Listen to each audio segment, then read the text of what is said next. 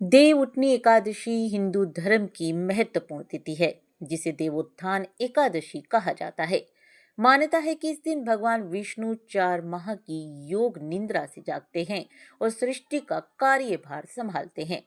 इसके अलावा एक बार फिर घरों में भी शुभ मांगलिक कार्यों की शहनाइयां गूंजने लगती हैं। शास्त्रों में देवउठनी एकादशी पर तुलसी विवाह का भी विशेष महत्व माना जाता है। कहते हैं कि देवोत्थान पर तुलसी विवाह कराने पर साधक को कन्यादान के समान फल प्राप्त होता है। वहीं इस दिन व्रत रखने से भाग्योदय और कार्यों में मनचाहा फल भी प्राप्त होता है। लेकिन इस वर्ष देव उठनी एकादशी तिथि को लेकर असमंजस बना हुआ है। ऐसे में आइए जानते हैं साल 2025 में देव उठनी एकादशी कब मनाई जाएगी। पंचांग के मुताबिक कार्तिक महीने की शुक्ल पक्ष की एकादशी तिथि 1 नवंबर को सुबह 9:11 पर प्रारंभ होगी।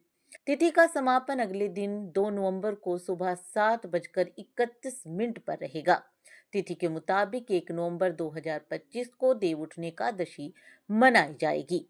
ज्योतिषियों के मुताबिक 1 नवंबर 2025 को देवउठनी एकादशी पर शाम 7 बजकर पूजा का शुभ मुहूर्त बन रहा है। इसके अलावा इसी समय सभी देवी देवता शयन मुद्रा से जागेंगे। इस दिन शतभिषा नक्षत्र भी बना हुआ है, जो शाम 6:20 तक रहेगा। इस दौरान ध्रुव योग भी बन रहा है। पूजा विधि। देवउठनी एकादशी के दिन पूजा से पहले घर में गंगा जल का छिड़काव करें, फिर पीले रंग के वस्त्र धारण करें।